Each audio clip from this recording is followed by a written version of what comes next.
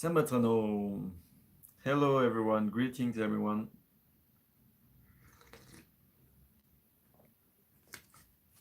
We'll wait a little bit that people start to show up.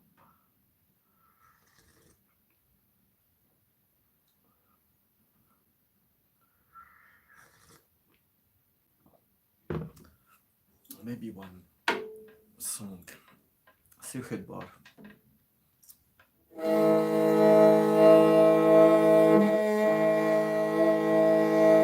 To make people come.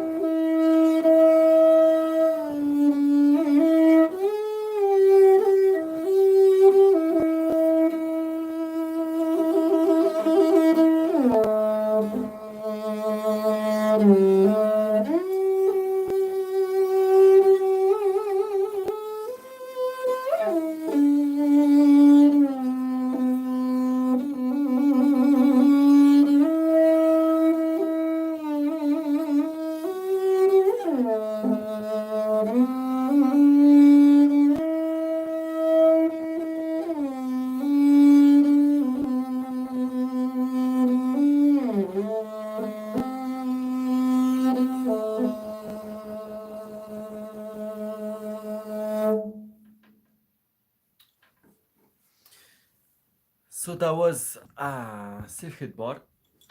Also really nice song.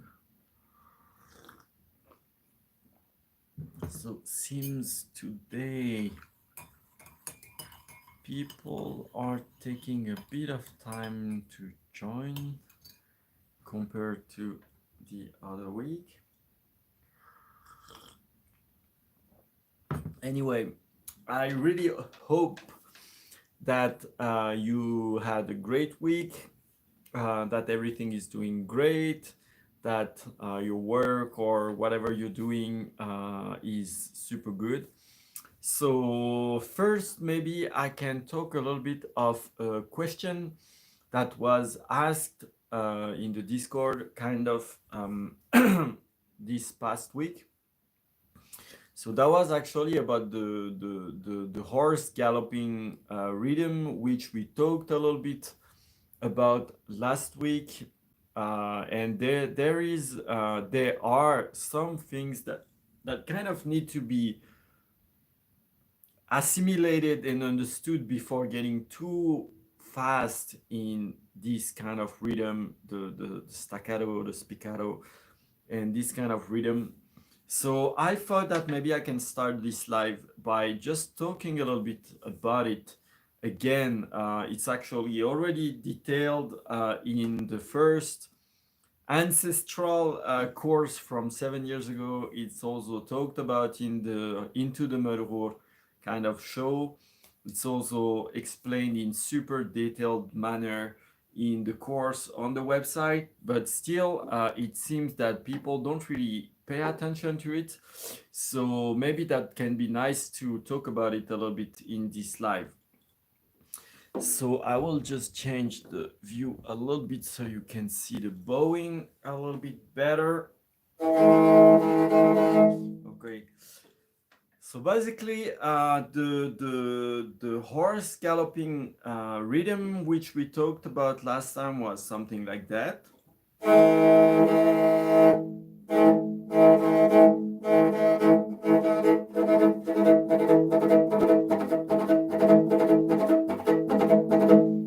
Something like that. So basically, what I see like 99% of the person doing is something like that.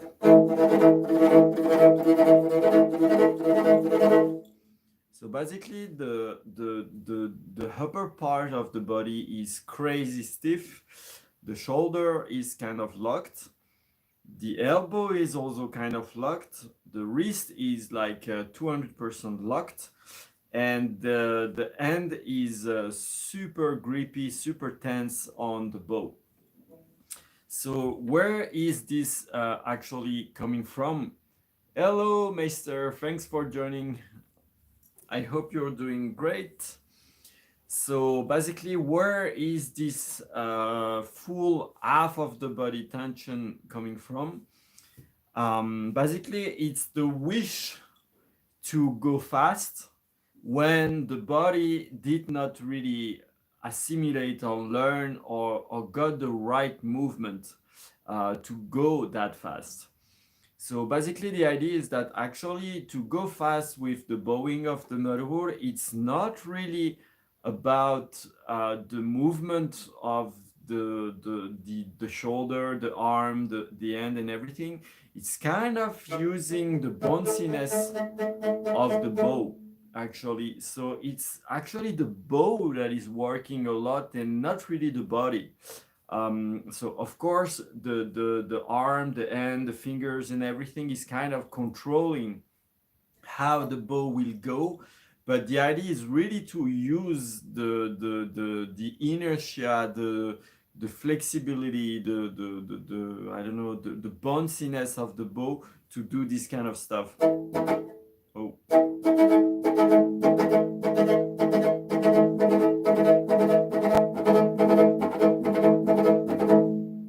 So you can see, I hope, so this is really not my field of expertise, as I'm more like on the traditional side of the motherboard. This is much, it's like 100% modern things. But basically you can see that my body is barely moving. And what is going on mostly is just like, kind of like pushing a little bit the bow at the right moment to make it kind of jump and use this inertia kind of feel and use this inertia to make this bounciness, to make the rhythm and all that. So that being said, how do we get the right movement? How do we get the right feeling in the muscles and everything? So basically, there is no magic trick. It's always the same, especially with the Morin Khuur, with the bowed instrument. The slower you go, the faster you will learn. So if you are kind of like directly trying to go super fast, automatically the body will get into a tense position. It will like grab super firmly the bow, and then it's kind of like gonna be super full of tension, and the sound also will be very tense. But if you are learning from the right position with this soft way of playing it,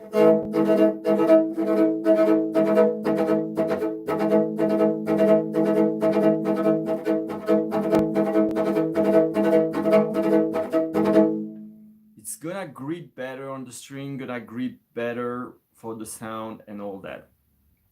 So what you want to do absolutely is kind of to have this flexibility in the bow, in the wrist, sorry. So what I actually use like a metaphor with some of my students, it's kind of like the you know the wing of a bird. It's not like flying like this, you know. It's not like all the joints are kind of like, how to say, very very loose, very flexible in a way. So what you want to do actually is you don't even have to play the instrument to do that. I will put the instrument on the side. First thing you want to do is to put, you see the, I would say, the thumb there, just to hold the tip of the bow. Then you put the bow like that. So basically for me, I use 3 finger on the hair, but eventually you can do yeah, not really the Chinese, but kind of the Chinese, the inner Mongolian thing, holding. But for me, I think that this is a little bit more comfortable, a little bit more Mongol style. These tend to have some influence from the Chinese chopstick, actually. In some, I would say, research paper, they were that, so it's actually quite interesting.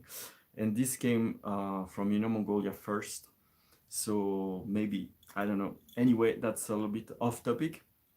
So basically, I would suggest to go with that position. So as you can see, we're not pinching, not grabbing the bow here. It's just put between the thumb and the ring finger. Then still without grabbing anything, you put the 3 fingers on the hair like that, still not grabbing anything. And then what you can do is this movement. Just see, if you lose the bow like that, then that's really good, because it means that you're really not grabbing, you really don't have any stress, you really don't have any tension in the end. So doing this movement. So if linking all that is too difficult, what you can do is to divide it in 4 movements. So the first one would be the beginning of the exercise, kind of. Then you kind of switch, put the wrist going to the outside. Then you start to pull. Then you don't have to do all the way. It's just to understand the beginning of the movement, the root of the movement. Then once you went a little bit, you stop, you relax a little bit, feel, eventually check how's everything, are you grabbing there and all that. Then you change the wrist position, still without grabbing anything there. You switch like the wrist like that, and then you start to push. Then you stop a little bit, then you change the wrist position, And you can see that my little finger here for that exercise is not touching the hair actually, because it's really loose, really relaxed. So like that, then pulling, stopping, changing the wrist, pushing, stopping, changing the wrist, like that. And then gradually you see that those two fingers are also not grabbing anything. And then gradually you can move a little bit more fast to feel the movement. So that's an exercise that even will not annoy your neighbor, and still that's super, super useful for the Morel, especially to get this like flexibility in the wrist. So once you did that, and once you get comfortable, so if I do it really slow so you can see what's going on, and still like you see, if I show you from the side like that, see, it's really, there is like absolutely no tension, that's really like that. And here, not grabbing, not doing that, because you see, if you grab like that, it's gonna lock your wrist. So, well, that's kind of the basic of the thing. And then instead of putting the bow on the thumb here, you put it on the strings.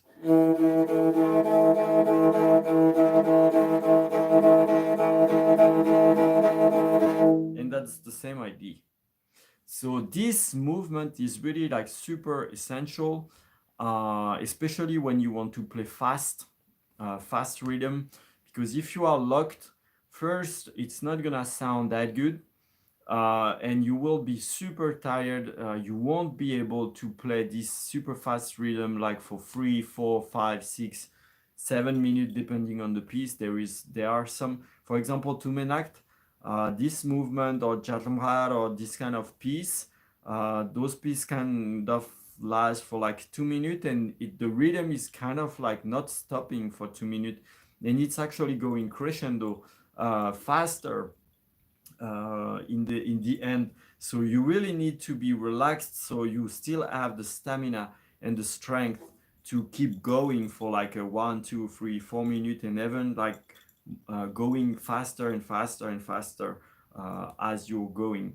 So this is really a key point when it comes to the Morel.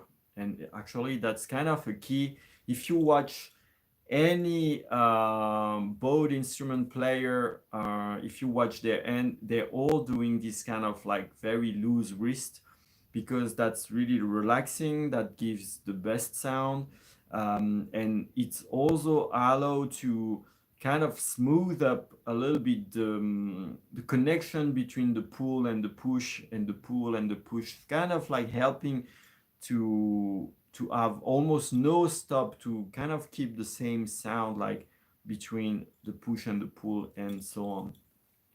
So yeah, that was one question that came actually this week. So even though those information are kind of like in the course and the videos on YouTube and everything, still people seems to have missed it. So I thought that just giving a little bit of reminder about that would help, and maybe in the live you might get information differently from the other videos and stuff. So I thought that it would be interesting. So yeah, if there is like no other question yet, then we can maybe play a little bit. So first, let's get in tune. I think the instrument is a little bit high today for some reason. So lower string, high in tune.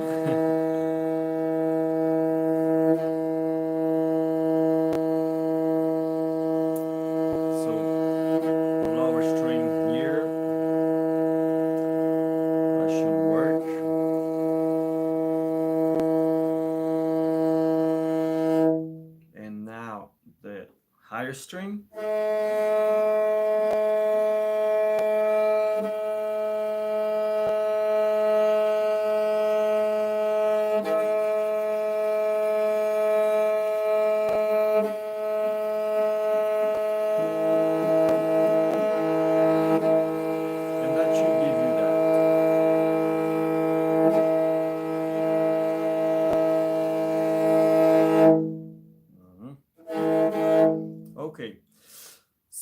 let's start. Let's see. Let's start with Horstnur. Actually, that's a song that we played quite a bit in the first one or two live, but then we did not play it really again. So it might need a little bit of refresh. So from the Do position.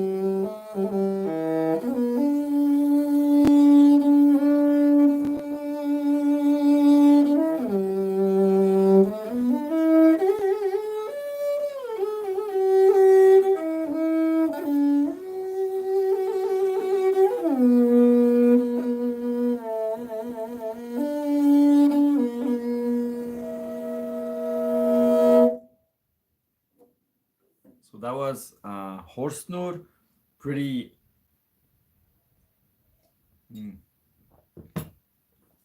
pretty short song in size, so pretty interesting actually to learn it as a start. That can be a very nice thing. It can also be played from a sol position, that kind of work, but there is a lot of going up and down, so it's a little bit more complicated. So better started from the Do position on the Merhur. Now we can maybe play Zergetishir. It's also pretty cool song. It's actually, this song is about the two horse of Genghis Khan. It's very long. It's kind of like a legend about the two horse of Genghis Khan. So it's super interesting. It might work on it in a near future, kind of to translate it. I have one version, a legend, and I have the lyrics. I think it's like a 20 something stanza. So I need to compare with the legend and everything, but that also very interesting melody, very interesting song. So Zergentishir. It starts from the high si bemol position.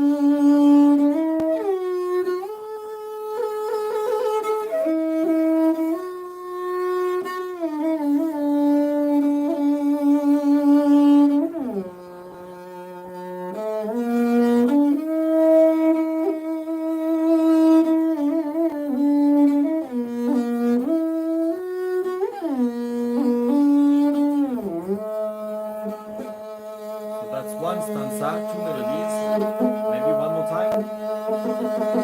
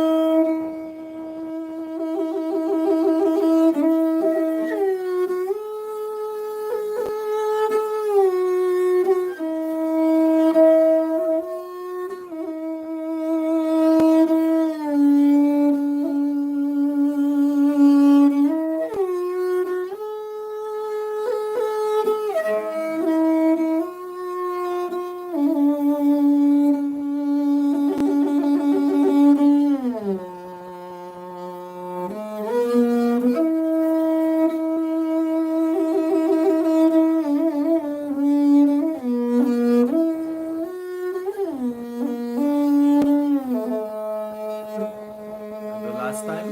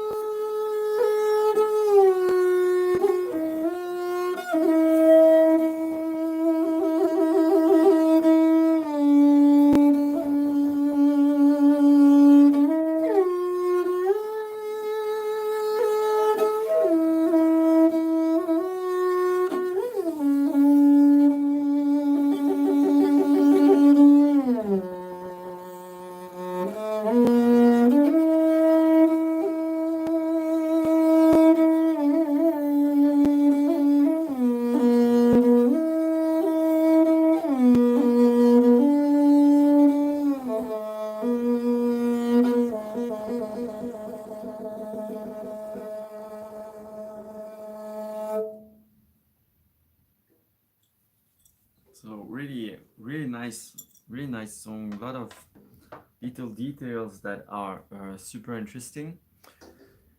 So know that you can use this live to ask any question. If you have any question about the Merur, about the long song, of course. If you have any question about my how to say my research, my PhD and everything, feel free to ask, or just my experience in Mongolia.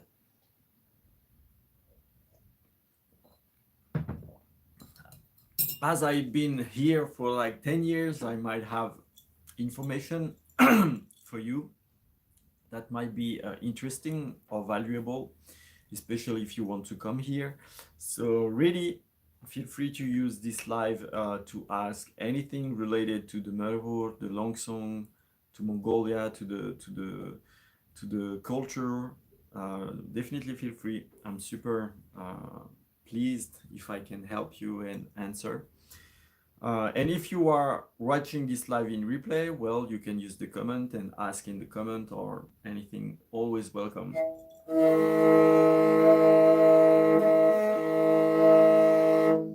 Okay. Now, maybe Jar Jar from Do position.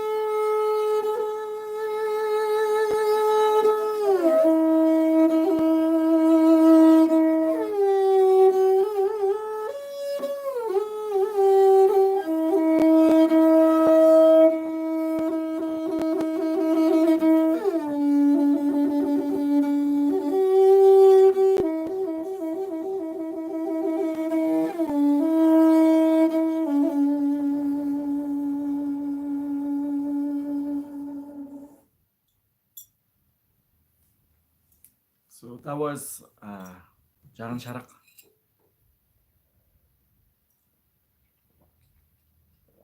Very, very deep melody, very sad lyrics actually. That's gonna be a translation that is like 90% ready. That should be released this year for sure. Might be one of the next one, I think. And the version that I found, I mean, in books, that was found in and written in books and stuff. There is like 20 stanza, so that's pretty long, and some stanza are really heartbreaking. So this melody can be kind of played alone, but it's not supposed to be played during festivities or stuff like that. Except I think in some specific area where they really worship this song, but in general it's kind of like a taboo melody, taboo song kind of. So yeah, it's also quite super interesting. Maybe we'll talk about it when I release the post about Jaran Charak. So maybe now, let's see. Oh, Jinchin. That's been a while since actually played this one. So Jinchin, it starts from the octave Fa.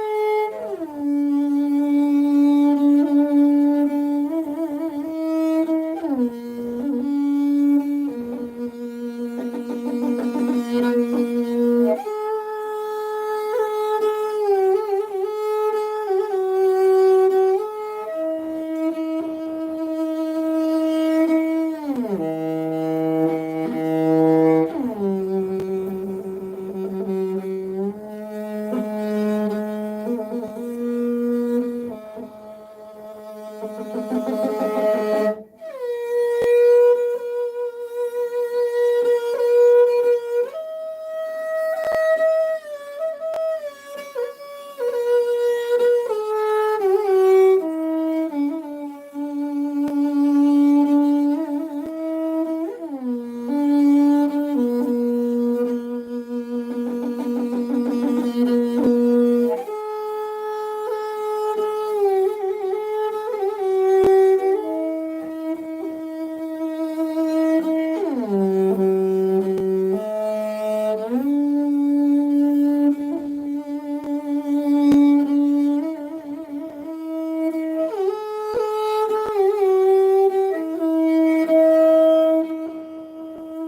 two. And the last one to make it full.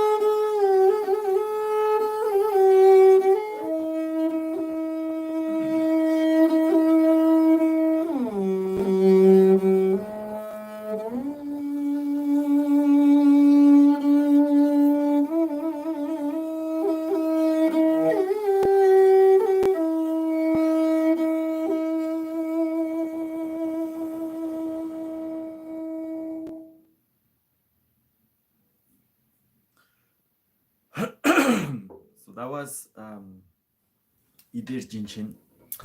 Also really, really nice song. So I hope you are all good and that this sounds good enough. I really hope it sounds well.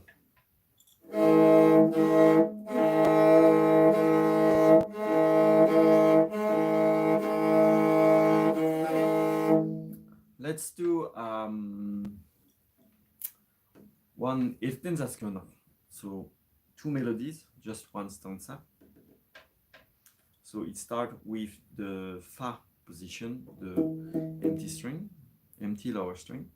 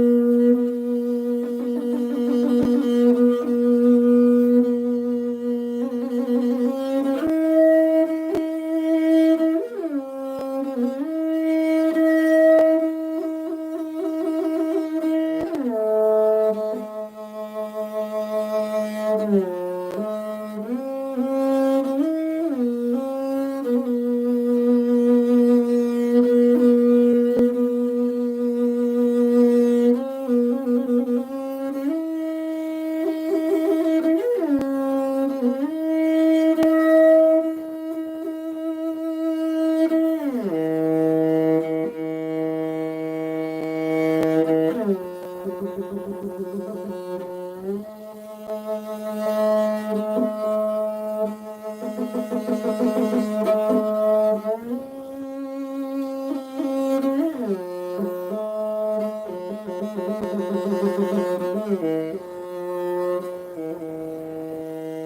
melody, one more.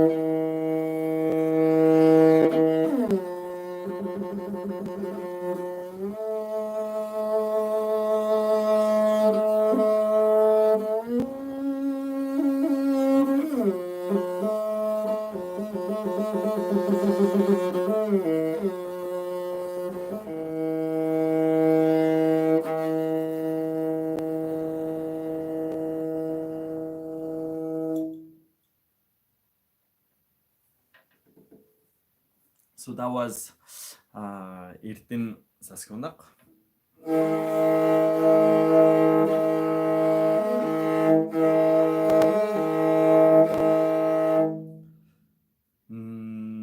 Let's do Altangoyonak, which I like pretty much. I cannot do a live without playing this one. So it starts with the Do position. Altangoyonak.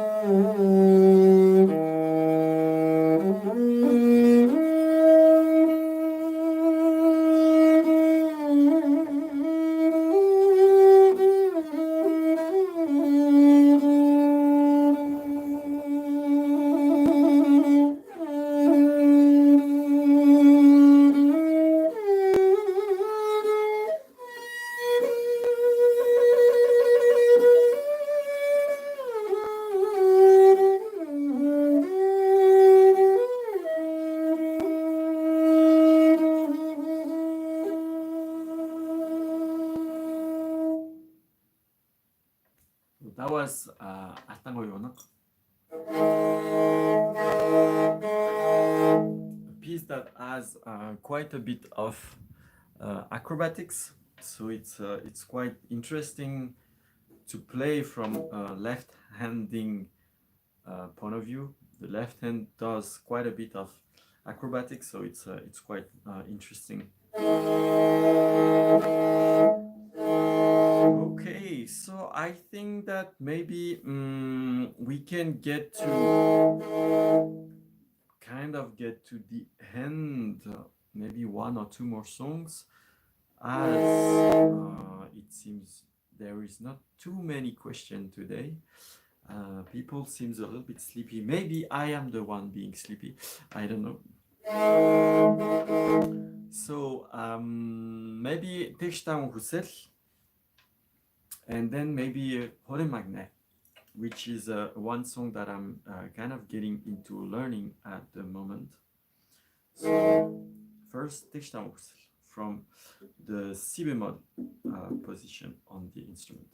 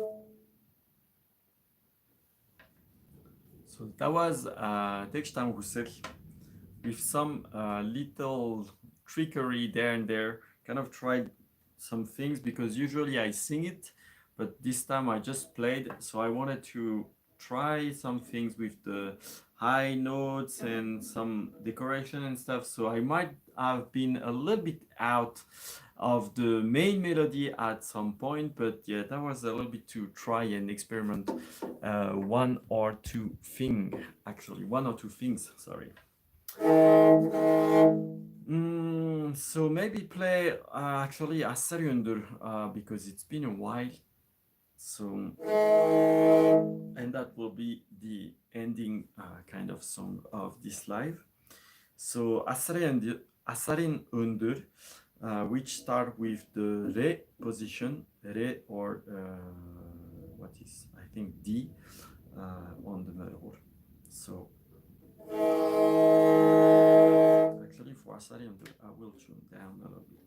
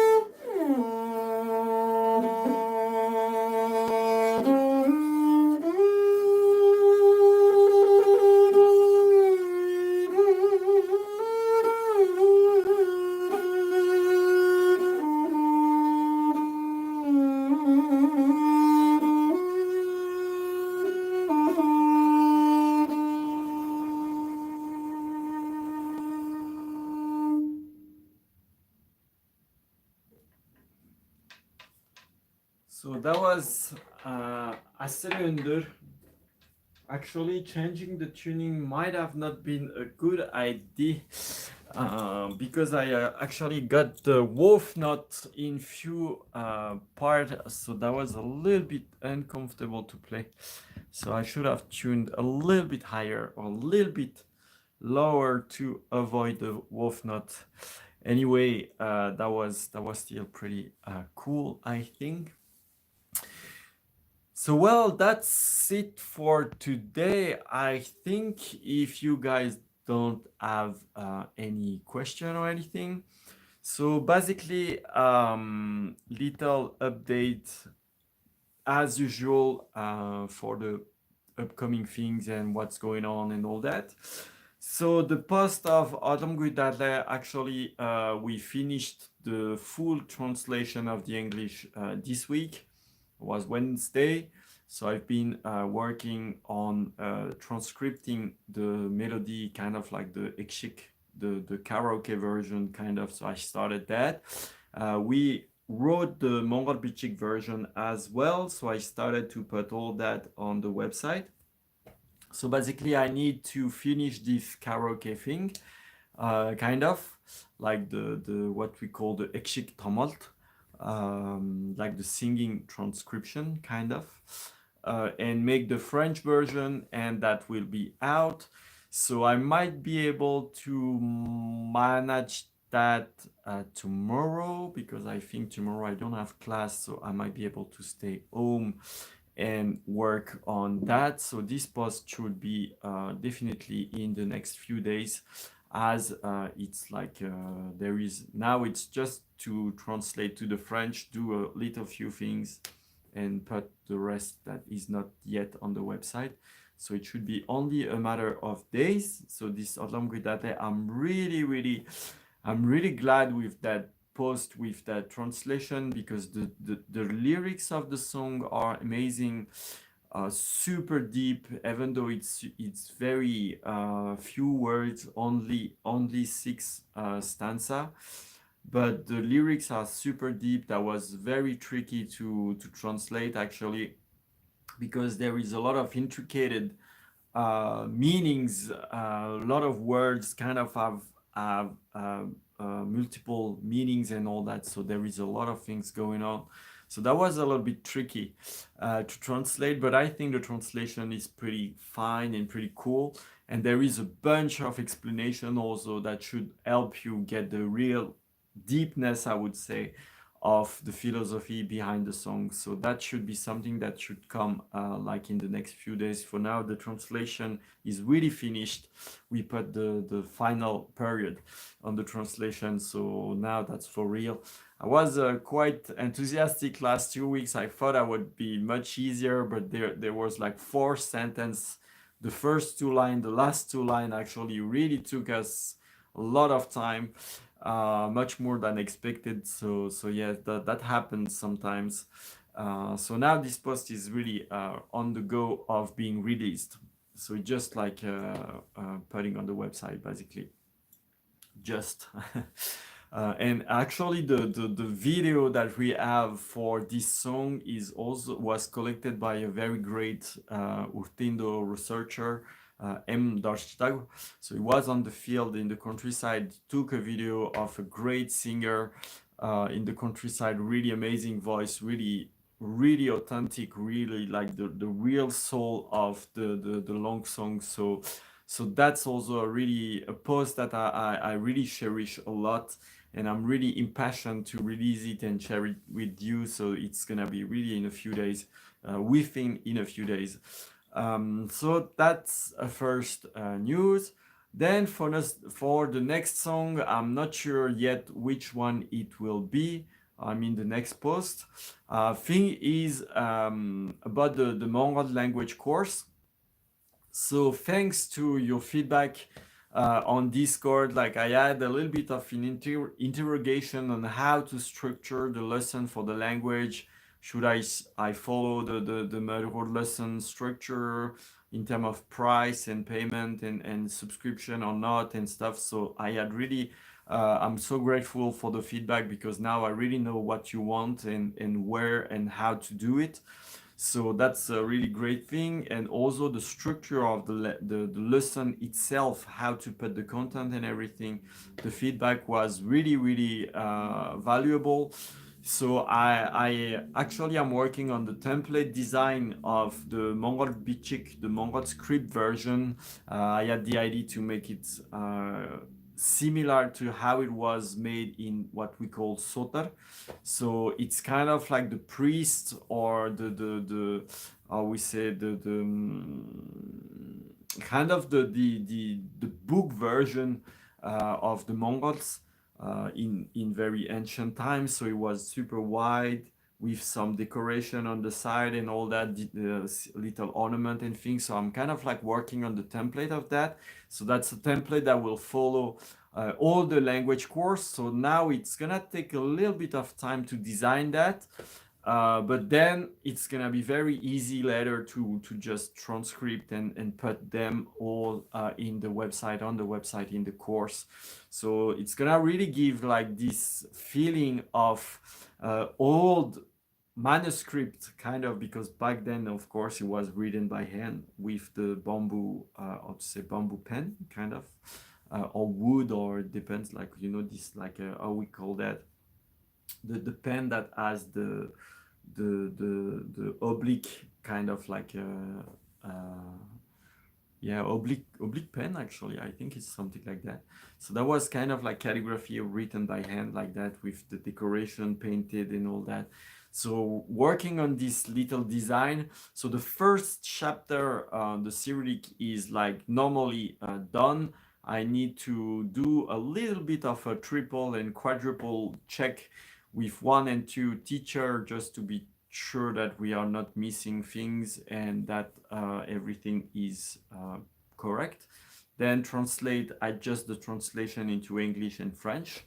And I started to put it on the website, put the structure and the course and all that. So it's on a draft mode now. And the few person that were interested, I have like 2-3 slot of kind of testing person to check the course. So they will get a coupon to be able to get the lesson for free, and they will be able to learn from it. And then what I will ask is to have a feedback on how you like the lesson, if you want the structure to be different, if there are things that are not clear enough and all that. So basically the lesson will be open very soon to be bought, but it's still gonna be a little bit in a beta test for a week or 2 or 3, the time for people that really know nothing about the language, that get into it and then give me a feedback on this should be like that and stuff. So yeah, that's kind of like the idea. So it's really going well. I'm really super excited about that, and it's super great. So yeah, that's kind of like what's going on. Not sure about the next post, the next translation post, which Urtindo it should be. I'm still thinking about it. Might be a little bit break about the translation post because I want to focus a little bit on the lesson, the language lesson. The langue d'Adler, I thought it would be much quicker, but it took a little bit few weeks more than I expected. So might take a little break, a very short break on the translation of Urtindo to put all this time on the lesson so we can release a little bit sooner, a little bit more quicker. So that's kind of about how is the workflow, how things are going on right now. So I hope that you are also happy with the content, with all the things that are being released. So know that, as usual, if you want to learn the motherhood, you can use these live. So if you are live with me, you can ask directly, then I will answer your question with what I know in during the live. And if you are watching the replay, then you can just simply post a comment. If I can write an answer directly in the comment, then I will do that. And if not, then I really invite you to join in the next live so you can ask during the live to get a live answer. Also, there is like a few hundred videos of motherhood, about the motherhood. So there is like the very old, almost 20 video with some melodies. There is like the Into the Motherhood show. There is like hundreds or something like video of following Urtindo and stuff. There are the lives. In the lives, there is a bunch of information as well. And there is, of course, the full program, almost 100 videos on the website to learn all the technique and everything about the motherhood. So there is really a lot to do if you want to learn the motherhood, a lot to explore. And last but not least, if you want to support me and actually the few persons that are helping me doing all these contents, you can support us on the website by doing a subscription or a donation. So you go on uugul.com, UUGUUL.com. Then on the footer, in the footer, you have a support Urul, and then you will have a page to subscribe, make a donation. Everything is super, super, super welcome, super needed as well to keep moving forward. So definitely, if you like this content, the website and the knowledge being shared, make a donation, make a subscription. That's super useful to us. So, well, I think that's it for today. Thanks a lot for joining. I hope that you enjoyed the live. We did not talk too much today. It was a little bit more of music, so I hope that was also good for you. So have a good week and see you next Saturday at 7 p.m. Mongol time. And be ready with question if you want, or just join to enjoy the music. So have a good week and see you next Saturday. Bye bye.